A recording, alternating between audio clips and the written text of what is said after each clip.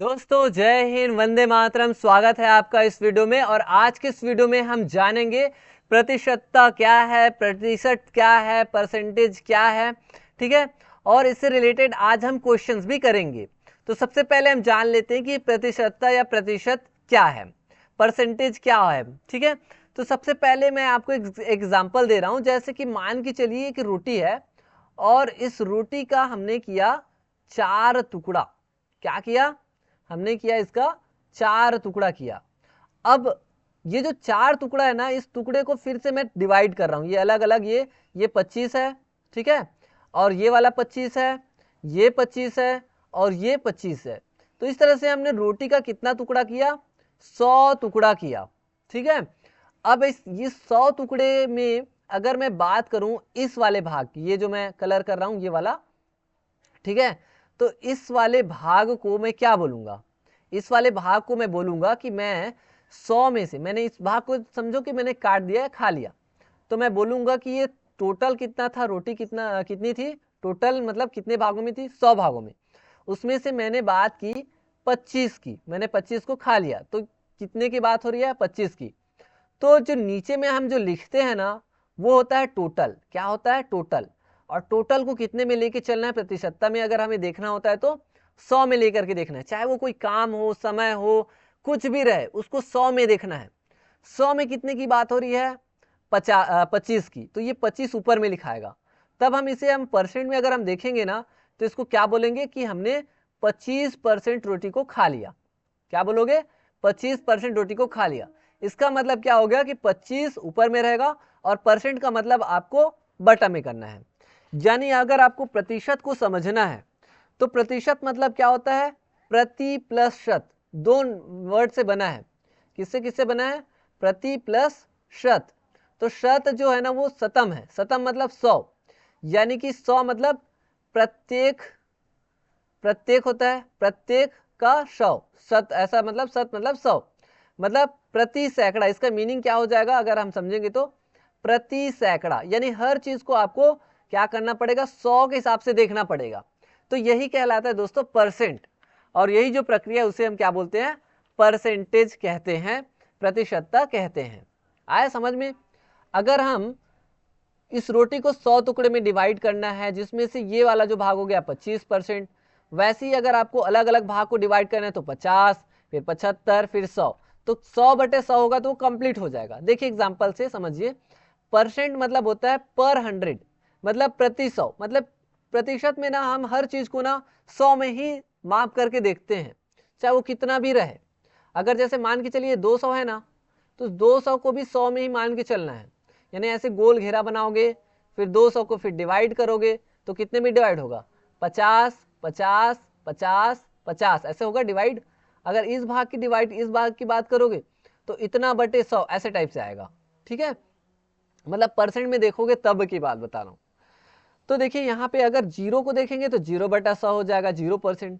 हमने इस इतने भाग को लिया है ना, हाफ से भी हाफ का हाफ, तो ये 25% हो गया।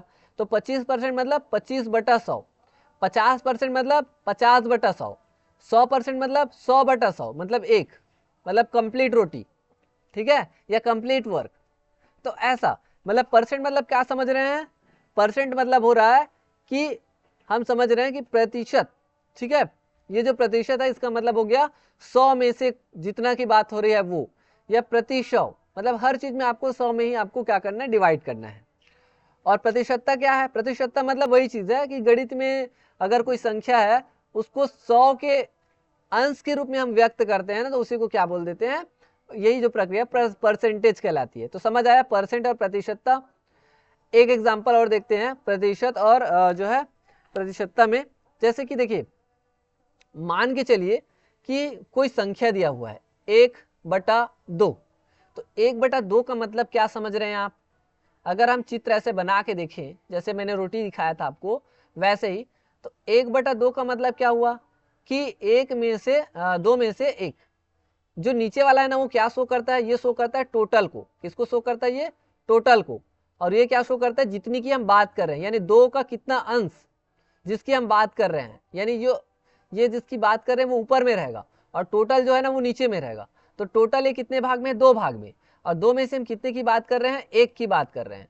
तो ये जो 1 है वो कितना है, ऐसा अगर आपको निकालना है तो हमें, अगर कोई भिन्न है ना, चाहे वो कोई भिन्न हो, साधारण भिन्न हो या फिर दशमलव भिन्न हो, तो उसको जब हम प्रतिशत में चेंज करते हैं तो क्या करेंगे, 100 का गुणा करते हैं। ठीक है, तो ये हो जाएगा 2 एकम 2 पंचे और ये 50, तो कितना प्रतिशत हो गया, 50%। आया समझ में।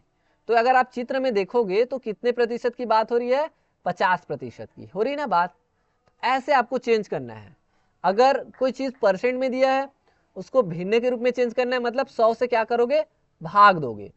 और अगर हमें भिन्न दिया है, चाहे वो साधारण भिन्न रहे चाहे दशमलव भिन्न रहे, जैसे 0.25 ऐसा दिया है, अब ये दशमलव में है, दशमलव भिन्न के रूप में, अब इसे हम परसेंट के रूप में चेंज करेंगे तो क्या करेंगे, 100 का क्या करेंगे, गुणा करेंगे। ठीक है, तो 100 का जब हम गुणा करेंगे तो ये क्या हो जाएगा, ये 2 शून्य है ना, तो 2 शून्य, तो ये जो दशमलव है ना, 2 अंक इधर आगे बढ़ जाएगा, तो इधर 1 और ये 2, तो क्या हो जाएगा, ये हो जाएगा 25, तो ये हो जाएगा %। आया समझ में। मतलब परसेंट में चेंज करना है तो 100 का गुणा करेंगे, और परसेंट को अगर हम, जैसे दिया है परसेंट कुछ भी दिया है, जैसे 25 जो भी परसेंट करके, तो उसको क्या करेंगे, हम भाग देंगे 100 से। ठीक है, यानी परसेंट से भिन्न में जब हम चेंज करेंगे इस तरह से, सॉरी, जब हम, हाँ, परसेंट को जो परसेंटेज में है, परसेंट में है, उसको जब हम भिन्न के रूप में चेंज करेंगे तो क्या करेंगे, 100 से भाग देंगे। और जब भिन्न में है, चाहे वो साधारण भिन्न हो, चाहे 1/2 लिखा हो, चाहे 1/4 या 2/3 लिखा हो, इसको अगर हमें परसेंट के रूप में चेंज करना है, परसेंट के रूप में, ये देखो परसेंट के रूप में हमने लिखा, तो हम क्या करेंगे, 100 का मल्टीप्लाई करेंगे, गुणा करेंगे। आया समझ में, परसेंट परसेंटेज। अब हम देखते हैं इससे रिलेटेड क्वेश्चंस। चलिए, फर्स्ट क्वेश्चन है, 13 कितने प्रतिशत होता है 20 का, बताइए 20 का कितना प्रतिशत होता है 13।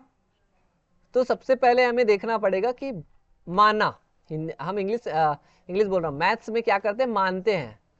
माना कि 20 का मतलब क्या, का मतलब गुणा, याद रखना, का मतलब गुणा। तो 20 का हमने माना कि 20 का जो x प्रतिशत है, प्रतिशत, ये x प्रतिशत, वो कितना है, 13 है। ठीक है, आ रहा समझ में। मानते हैं कि हम जो है मैथ्स में हम हर चीज को मान के चलते हैं समझने के लिए।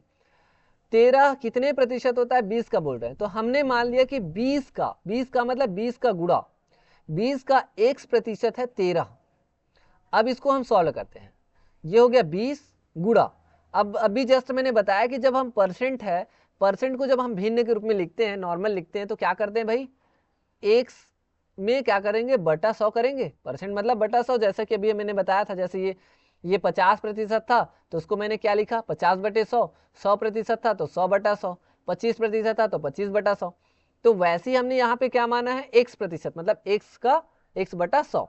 ठीक है, तो हमें क्या चाहिए, x का मान चाहिए, बटा 13। अब इसको हम कटा देते हैं, 20 से कम 20 और ये 20 पंचे 100, तो x/5 बराबर है 13। अब ये 5 इसके साथ भाग के रूप में है, उधर जाएगा तो क्या हो जाएगा, गुणा के रूप में हो जाएगा। तो x बराबर क्या हो जाएगा, 13 गुणा 5 गुणा 13 या 13 गुणा 5, तो 13 पंचे क्या होता है, 65। तो हमारा आंसर क्या आ जाएगा, 65। ऐसी इजी तरीके से आपको सॉल्व करना है, कोई मुश्किल नहीं है एकदम, ये तो सेकंड में ही हो जाएगा, 5 से 10 सेकंड लगेगा, फट से बना लोगे, प्रैक्टिस चाहिए बस। सेकंड है 0.03 का 5%, 0.5 का कितना प्रतिशत होगा। तो इसमें भी हम क्या करेंगे, माना, क्या करेंगे, माना करेंगे, मानेंगे, लेट। ठीक है, तो 0.03 का 5%, मतलब देखिए 0.03 का 5%, का 5% मतलब, का मतलब गुणा, 5% मतलब 5, यहाँ पे प्रतिशत लिखोगे, इसकी जगह पे मैं यहाँ पे 100 कर रहा हूँ, कर दूं। ठीक है, समझ रहे हैं, प्रतिशत मतलब 5/100। 0.05 का कितना प्रतिशत होगा, हमने मान लिया कि इसका x प्रतिशत होगा, तो x प्रतिशत मतलब x/100। ठीक है, यानी x% ना लिख के मैं बटा में 100 कर रहा हूं, ये समझ रहे हैं ना, 5% ना करके 5/100। अब देखिए इसको हम सॉल्व करते हैं। अब जब हम इसे सॉल्व करेंगे तो कैसे सॉल्व करते हैं, चलिए इसको हम सॉल्व करते हैं तो एकदम इजी वे में। यहाँ पे दशमलव है। अब मैंने पिछले वीडियो लेक्चर में ऑलरेडी बताया था आपको कि जैसे 0.03 है, इसको हम भिन्न के रूप में यानी दशमलव भिन्न को साधारण भिन्न के रूप में चेंज करते हैं।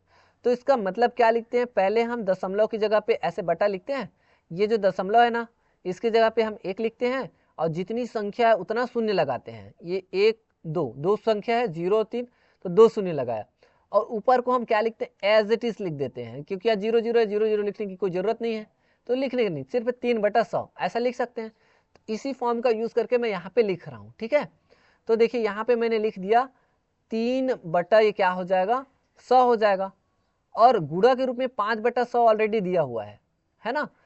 वैसे ही सेम इसका भी मैं करूंगा, सेम इसका भी।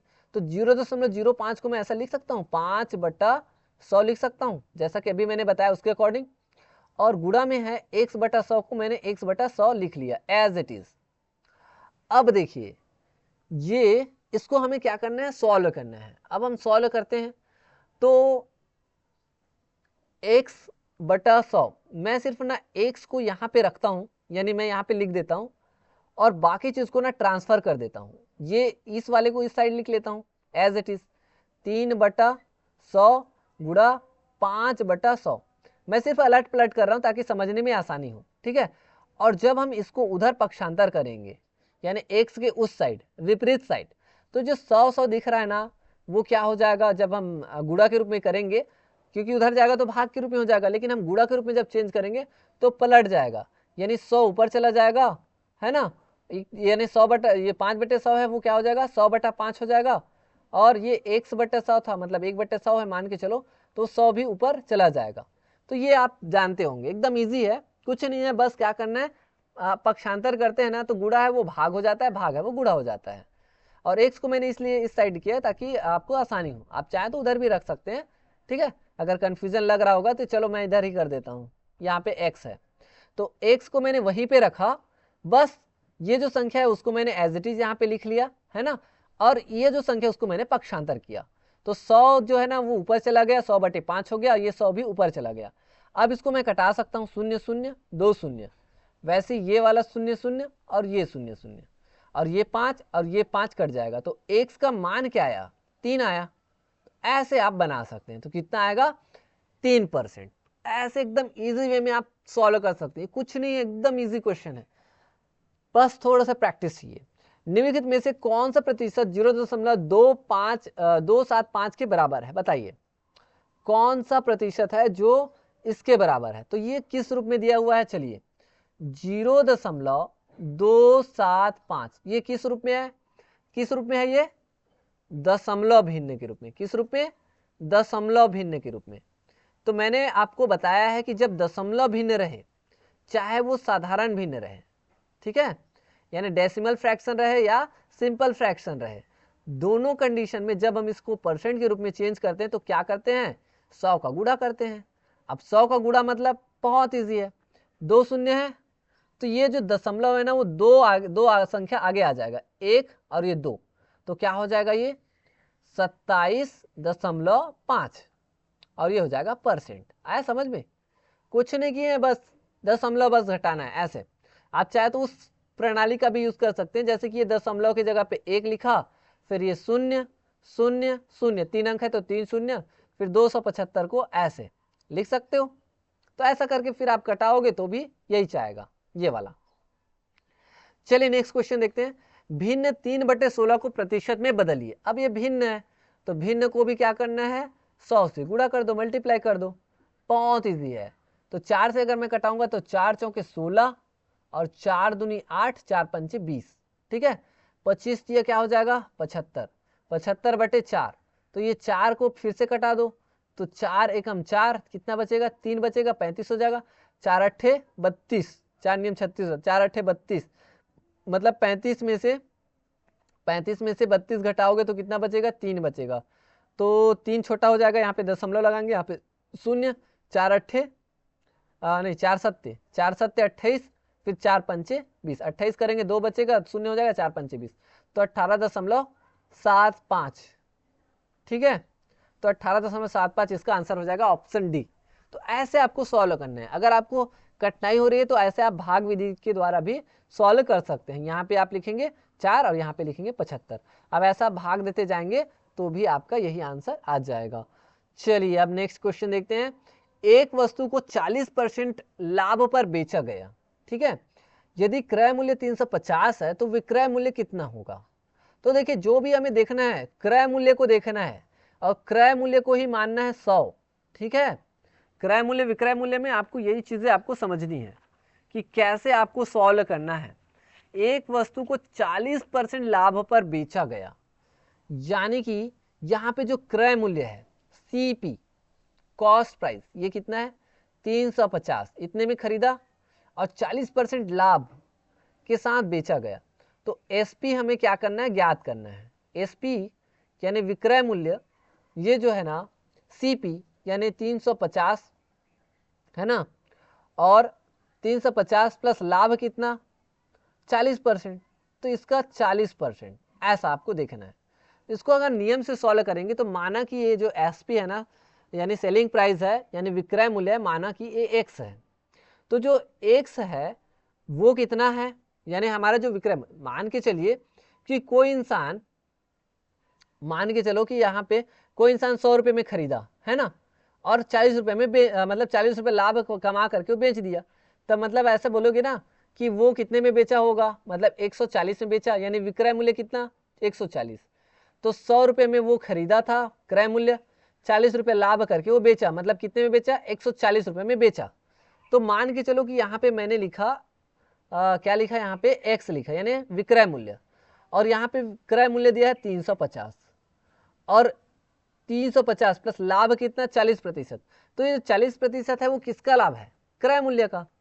तो हम ऐसा लिखेंगे ना कि 40% मतलब 350 का मतलब गुणा 40% मतलब 40/100 ऐसा लिखेंगे, है ना।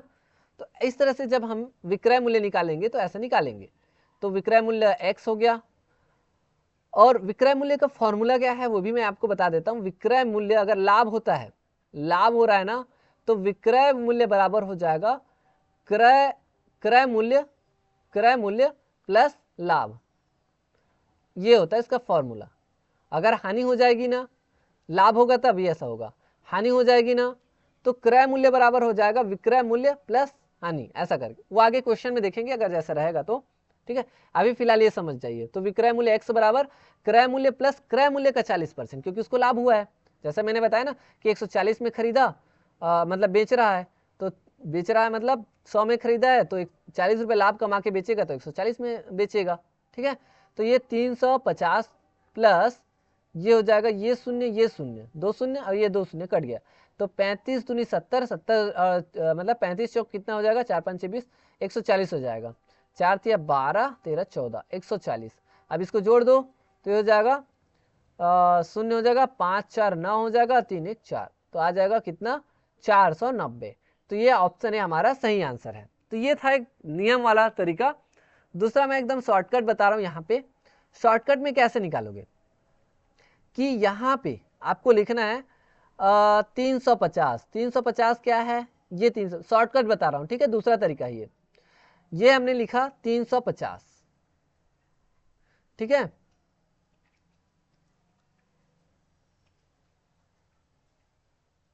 चलिए ये 350 था, ये क्या था क्रय मूल्य सीपी। अब हमें क्या चाहिए 40% का लाभ पर बेचा गया, तो ये है मान के चलो 100 है, 350 को हम क्या मान के चलते हैं 100 मान के चलते हैं। अब 40% लाभ मतलब क्या 140%, मतलब 350 का 140%, 140% मतलब 140/100, ऐसा आप समझ सकते हैं। तो 350 का 140% कितना होगा, तो ऐसे कटा दो, ऐसा आप 35 को गुणा 14 से करोगे तो आपका 490 आ जाएगा। तो ऐसे भी आप फट से बता सकते हो, कुछ नहीं किए, बस 350 का 140% निकाले हैं, क्योंकि 40% लाभ हो रहा है। ये 100 था, 100 का 40 मतलब 100 का 140, तो 140 को ऊपर करोगे तो आपका जो है सेलिंग प्राइस आ जाए, वो प्राइस, ठीक है, हाँ विक्रय मूल्य सेलिंग प्राइस आ जाएगा। चलिए नेक्स्ट क्वेश्चन। एक वस्तु की कीमत में 25% की कमी के बाद वह 600 रुपये में बिकती है, वस्तु की कुल कीमत क्या होगी। तो इसका भी हम जो है एक तो शॉर्टकट तरीके से बना सकते हैं, नियम के तरीके से। इसमें क्या हो रही है, हानि वाली बात हो रही है। जैसे अभी मैंने बताया लाभ वाला, हानि में क्या होगा, हानि जब होती है तब जो क्रय मूल्य होगा वो बड़ा होगा, यानी क्रय मूल्य बराबर हो जाएगा जो विक्रय मूल्य है ना, विक्रय मूल्य प्लस कितनी हानि हुई है उसको आप जोड़ दोगे, तो ये आपका फॉर्मूला हो जाएगा। क्रय मूल्य मान के चलिए कि आपने 100 रुपये में किसी चीज़ को खरीदा और आपने 80 में बेच दिया, 20 रुपये का नुकसान हुआ, तो यहाँ पे 20 हानि हुई ना आपकी। तो ऐसे आप लिखेंगे, जैसा कि मैंने उसमें बताया था एग्जाम्पल, वैसे आप समझिए। आपने 100 में खरीदा, 80 में बेच दिया, तो आपको हानि कितनी हुई, 20 की। तो क्रय मूल्य बराबर क्या होगा, विक्रय मूल्य प्लस हानि। तो ऐसे आप जोड़ सकते हैं।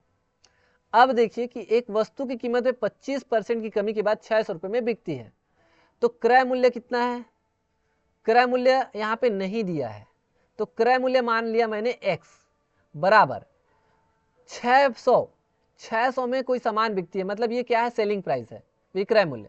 तो मैंने लिखा विक्रय मूल्य 600 प्लस हानि कितनी हुई है, 25% की। ये जो 25% की हानि हुई है किस में हुई है, क्रय मूल्य में। तो x का 25% मतलब x का 25/100, क्योंकि x मैंने माना है ना, माना करके माना जो क्रय मूल्य है, क्रय है वो क्या है, x है।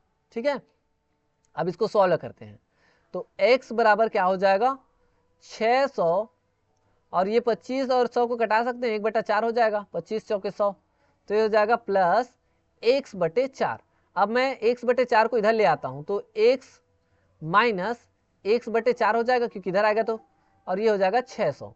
इसको सॉल्व करते हैं, तो ये वही नियम जो हम जोड़ने घटाने में यूज़ करते हैं, तो हो जाएगा ये 4 हो जाएगा, और ये 4x माइनस x हो जाएगा बराबर ये 600 एज इट इज़ रहेगा। तो 4x में से x गया, 3x बचेगा, और ये 4 को उधर पक्षांतर कर दोगे तो गुणा हो जाएगा, तो हो जाएगा ये 6 चौके 24, 2400। अब x के बाद इस 3 को उधर ले जाएंगे तो भाग में हो जाएगा, बट्टा में आ जाएगा ना, तो 3 अट्ठे 24 और ये 0 0, तो 800 आ जाएगा। इस तरह से आप बना सकते हैं। ठीक है, कुछ नहीं है, बहुत ईजी है, शॉर्टकट तरीके से बता रहा हूँ। शॉर्टकट तरीके से कैसे बनाएंगे, तो शॉर्टकट तरीके से यहाँ पे क्या दिया हुआ है, 600 हमें दिया हुआ है, और 600 क्या है, 600 यह विक्रय मूल्य है। क्या है ये, विक्रय मूल्य है ना। तो ये 600 जो है ना वो किसका मान है, कि इसमें 25% के नुकसान वाला बात है। तो 25% के नुकसान मतलब 100 में से 25 घटा दो, तो आप ये लिखोगे 100 माइनस 25, मतलब क्या बोलोगे, 100 में से 25, क्योंकि नुकसान हुआ है। अब इसका हमें क्या चाहिए, 100 चाहिए, यानी कि हमें क्या चाहिए, क्रय मूल्य चाहिए। तो आप इसको सॉल्व करोगे तो क्या हो जाएगा, 600 गुणा 100/75, ऐसा करोगे तो 25 तिया 75 और 25 चौके 100, 3 एकम 3, 3 दूनी 6 और 0 0, तो 4 दूनी 8, 800, ऐसा आपका 800 आ जाएगा। तो ऐसे शॉर्टकट तरीके का भी यूज कर सकते हो, कुछ नहीं करना है, बस इजी है। बस आपको देखना है कि यहाँ पे किसकी वैल्यू दी हुई, यहाँ पे आपको विक्रय मूल्य का मान दिया, विक्रय मूल्य आपने लिखा। विक्रय मूल्य कैसे आया है, तो 25% की कमी के बाद आया है। 25% की कमी मतलब 100 में से 25 को घटा दो, हमें क्या चाहिए, 100% चाहिए, 100% मतलब क्रय मूल्य चाहिए, तो ऐसा आप 100 ऊपर में रखोगे, है ना। ऐसे भी आप सॉल्व कर सकते हैं, बहुत ईजी है। चलिए नेक्स्ट क्वेश्चन देखते हैं। किसी संख्या में 25% की वृद्धि के बाद वह संख्या 500 हो जाती है, तो मूल संख्या क्या थी, मूल मतलब हमें फिर वही निकालना है, क्रय निकालना है। ठीक है, तो शॉर्टकट का मैं बता रहा हूं क्योंकि नियम आप समझ गए हैं, शॉर्टकट में एकदम अच्छे से बता रहा हूं। देखिए शॉर्टकट में कैसे, यहां पे हमें दिया है 500, ठीक है, 500 दिया है, हमें क्या निकालना है, ये जो है 25% की वृद्धि के बाद, वृद्धि के बाद, कमी नहीं, कमी में हम घटाते हैं, वृद्धि में क्या करेंगे, जोड़ेंगे। तो जो 500 है वो कब हुआ है, वो कब हुआ है, जब हमने 25% की क्या की है, वृद्धि की है। तो यहाँ पे 100 प्लस 25 करोगे, तो इसका हमें क्या चाहिए, 100 चाहिए, 100% चाहिए। तो 100% हमें चाहिए 500 का 100%, क्योंकि ये 125% है, क्योंकि 25% की वृद्धि के बाद 500 हुई है। तो इसको सॉल्व करोगे तो क्या हो जाएगा, ये हो जाएगा 500 गुणा 100/125।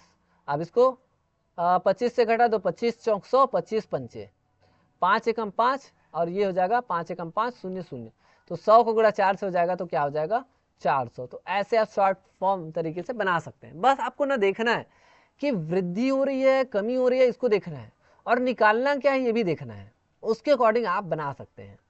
चलिए नेक्स्ट क्वेश्चन, एक वस्तु पर 10% की छूट के बाद उसका विक्रय मूल्य 900 है, छूट से पहले कीमत क्या थी? तो देखिए छूट से पहले की कीमत, यहाँ पे विक्रय मूल्य दिया हुआ है, यानी कि मैंने लिख लिया यहाँ पे 900।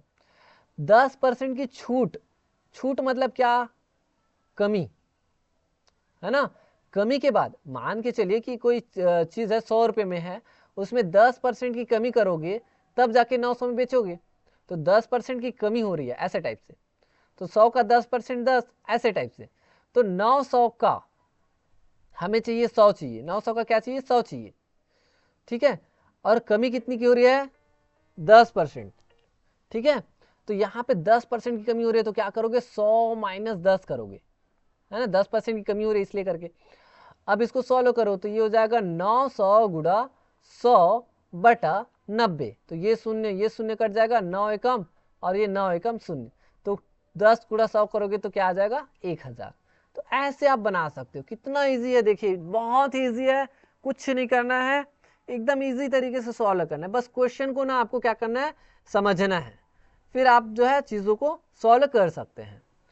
अब देखिए नेक्स्ट क्वेश्चन, नेक्स्ट है, एक स्कूल में छात्रों की संख्या 1200 थी, जिसमें 15% की वृद्धि हुई, नई संख्या क्या होगी? छात्रों की संख्या कितनी थी? 1200 थी, ठीक है, 1200 थी। इसमें कितनी की वृद्धि हुई है? इसमें वृद्धि हुई है, देखिए वृद्धि मतलब एक तरह से हम क्या कर रहे हैं, ये क्रय है, एक तरह से क्रय के टाइप के। ये 1200 थी, ठीक है। अब 1200 थी, इसमें वृद्धि हुई है 15 की, मतलब 1200 थी, वो कितनी थी? मतलब मान के चलो 100 है ना। वृद्धि हुई 15% की, 15% की मतलब 115 हो गया, 100 था वो कितना हो गया? 115, है ना। तो इस तरह से आप निकालोगे, 1200 थी छात्रों की संख्या, 15% की वृद्धि हुई तो कितना हो गया? वो 115% हुआ ना, यानी 115 मतलब 115/100 भी कर सकते हैं, इस सेंस में आप यूज कर सकते हैं। आप चाहो तो उस नियम के अकॉर्डिंग, जैसा मैंने शुरू में बताया, उस अकॉर्डिंग भी बना सकते हैं। तो ये एकदम शॉर्टकट तरीका है जिसमें आप फट से बना सकते हो। ये शून्य शून्य कटा दो, 12 गुणित 115 करो, तो 12 पंचे 60 का शून्य, हाथ ले 6, 12 कम 12, 12 6 18 का 8, हाथ खिलाए 1, 12 कम 12, 1 13, तो आ जाएगा 1380। कितना इजी है देखिए, बस आपको देखना है वृद्धि हो रही कमी हो रही किस में हो रही है, उसको आपको देखना है। इसमें बोला जा रहा है कि छात्रों की जो संख्या थी, पहले जो संख्या थी वो कितनी थी? 1200, तो हमने लिखा 1200। वृद्धि कितनी हुई? 1500 की। तो मान के चलो 1200 को मतलब हमने माना 100, है ना। तो 100 में से कितना हुआ? 15 की वृद्धि, मतलब 115 हो गया, ऐसा आप बोल सकते हो। तो 1200 का 115% कितना होगा? इतना आ जाएगा, 1380। चलिए नेक्स्ट क्वेश्चन देखते हैं। नेक्स्ट क्वेश्चन है, एक संख्या का 30% और दूसरी संख्या का 20% मिला करके 1500 मिलते हैं। पहली संख्या 2000 है तो दूसरी संख्या क्या होगी? तो चलिए बहुत इजी तरीके से बनाते हैं। एक संख्या मैंने माना x और दूसरी संख्या हमने माना y। तो एक संख्या का 30%, चलिए x का 30%, 30% मतलब 30/100, और दूसरी संख्या का 20%, यानी दूसरी संख्या y का 20%, मतलब y का 20/100, ठीक है। मिला करके तो कितना बनते हैं? 2000, मतलब मिलाकर 1500 मिलाते हैं, मिलते हैं। ये दोनों जब जोड़ते हैं ना तो हो जाता है 1500। पहली संख्या दिया है 2000, यानी x का मान यहाँ पे दिया हुआ है 2000, तो मैंने यहाँ पे लिखा 2000, ये 2000 मैंने लिख दिया, गुणा 30/100, ठीक है, प्लस y गुणा 20/100 बराबर 1500, ठीक है। अब इसको हम सिंप्लीफाई कर सकते हैं, क्या कर सकते हैं? चलिए 1 0 1 0, 1 0 और 1 0 कट गया, ये हो जाएगा 3 दूनी 6, ये हो जाएगा 600, प्लस ये जो y वाला है इसको भी कटा सकते हैं, ये 0 ये 2 और ये 5, तो ये हो जाएगा y/5 बराबर 1500। आगे हम सॉल्व करेंगे तो y/5 का मान क्या आ जाएगा? 1500 में से उधर पक्षांतर करेंगे 600 को, तो 1500 माइनस 600 हो जाएगा, तो 1500 में से 600, यानी y बटा 5 का मान क्या हो जाएगा, 15 में से 600 घटाओगे तो कितना बचेगा, 900, है ना। अब ये जो 5 है उधर पक्षांतर करेंगे तो गुणा हो जाएगा, तो हो जाएगा y का मान क्या हो जाएगा, 9 पंचे, 9 पंचे कितना होता है 45, और ये हो जाएगा 0 0, तो y का मान क्या आया 4500, तो 4500 मतलब ऑप्शन बी हमारा सही आंसर। तो ऐसे आप सॉल्व कर सकते हैं, कुछ नहीं है, बहुत ईजी है, ऐसे इजी तरीके से सॉल्व करना है। चलिए नेक्स्ट है, 4 सेब और 5 आम का मूल्य 35 रुपया है। सेब के मूल्य में 40% की वृद्धि, आम के मूल्य में 40% की कमी आती है। यदि 4 सेब तथा 5 आम का नया मूल्य 29 रुपया है तो एक सेब और एक आम का कुल मूल्य ज्ञात करना है। चलिए सॉल्व करते हैं। 4 सेब और 5 आम का जो मूल्य है, मान के चलो कि सेब का जो मूल्य है ना वो x है, ठीक है, और आम का जो मूल्य है वो है y। तो 4 सेब का मूल्य क्या हो जाएगा 4x, 5 आम का मूल्य क्या हो जाएगा 5y, तो 4x और 5y का मान क्या हो जाएगा 35। हमने एक सेब और एक आम की कीमत देखा माना है x और y, तो 4 सेब का मूल्य क्या हो जाएगा 4x और 5y, ठीक है। मान के चलो एक सेब अगर 10 रुपये में मिल रहा है तो 4 सेब कितने में मिलेगा, तो 10 गुणे 4 करोगे ना, वैसे ही किए यहाँ पे, या 4 गुणे 10 करोगे, ठीक है। तो ऐसे ये समीकरण 1 हमने मान लिया, इक्वेशन नंबर 1।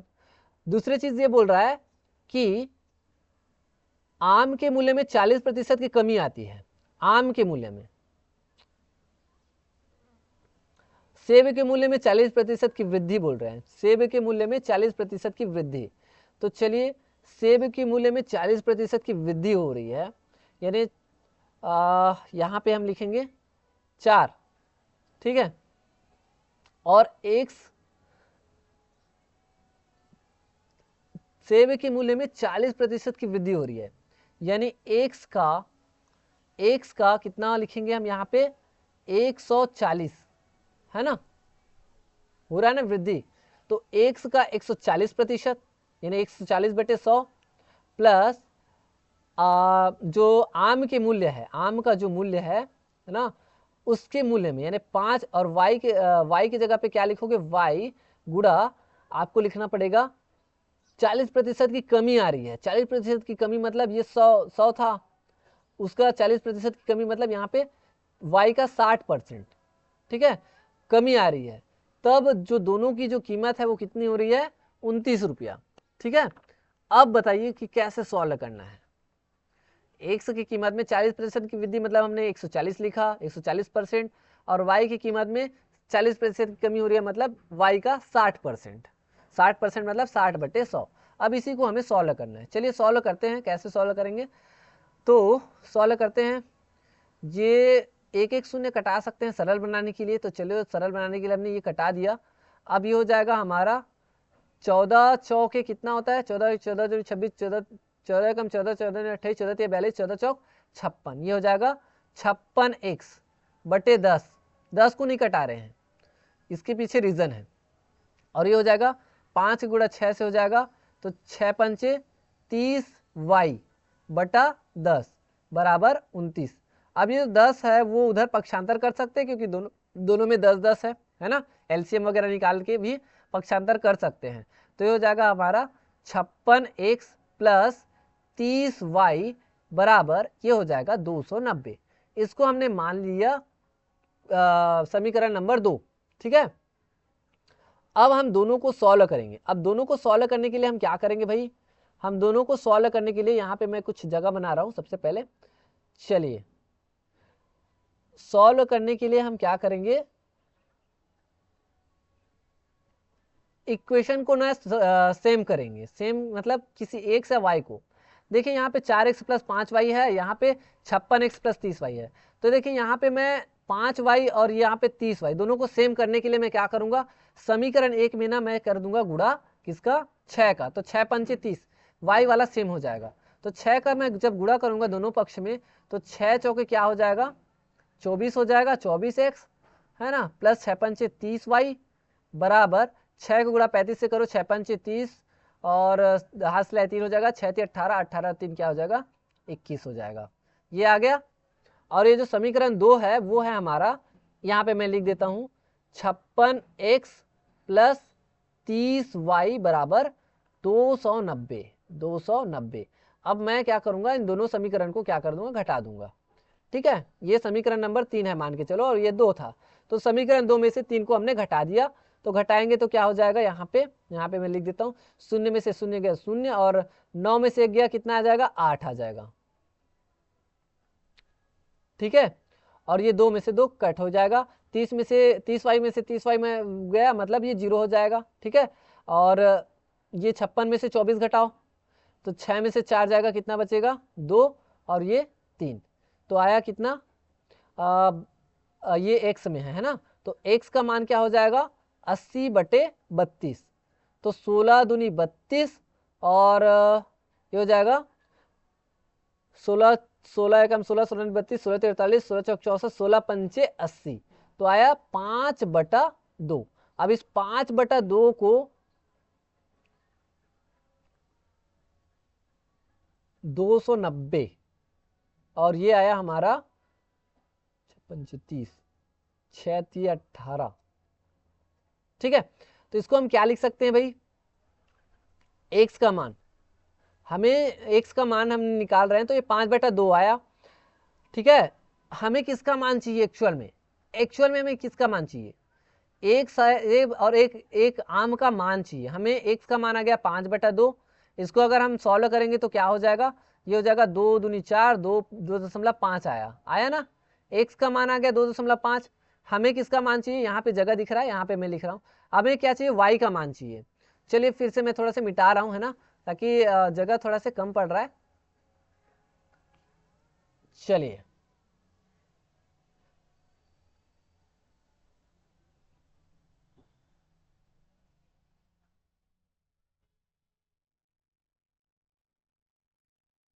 अब चलिए सॉल्व करते हैं। सॉल्व जब हम करते हैं तो बहुत ईजी है। देखिए समीकरण 1 में हमें x का मान आ गया, हमें y का भी मान चाहिए, तो हम क्या करेंगे, समीकरण 1 में ना मान रख देंगे x का, तो 4 गुणा, मैं यहाँ पे लिख रहा हूँ x का मान क्या आया था, 5/2 आया था, तो मैं यहाँ पे लिख देता हूँ 5/2। चाहे तो सॉल्व करें तो 2.5 आया है। ठीक है, 5/2 को हमने यहाँ पे सॉल्व किया ना, यहाँ पे देखिए, ये मैं यहाँ पे 5/2 ही रख रहा हूँ क्योंकि कटाने में मदद होगी, प्लस 5y बराबर 35 आया था, है ना। इसको सॉल्व जब करेंगे तो 2 एकम 2 दूनी 4, तो 5 दूनी 10 हो जाएगा। तो यहाँ पे हम 5y करेंगे तो यहाँ पे 10 आया ना, 5 दूनी 10 गुणा करेंगे तो 10 को उधर पक्षांतर करेंगे तो 35 माइनस 10 हो जाएगा, मतलब ये आएगा 25। तो y का मान क्या आ जाएगा, 25/5 मतलब 5।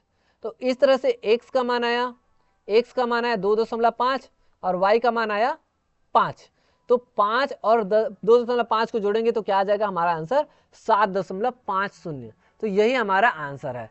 तो बहुत ईजी है दोस्तों, मैं एकदम आपको डिटेल में समझाया हूं, इसलिए काफी टाइम लग रहा है, लेकिन अगर आप प्रैक्टिस करेंगे ना बहुत ईजी है, आपको 1 मिनट लगेगा, मुश्किल से 1 मिनट लगेगा, तुरंत फट से बन जाएगा।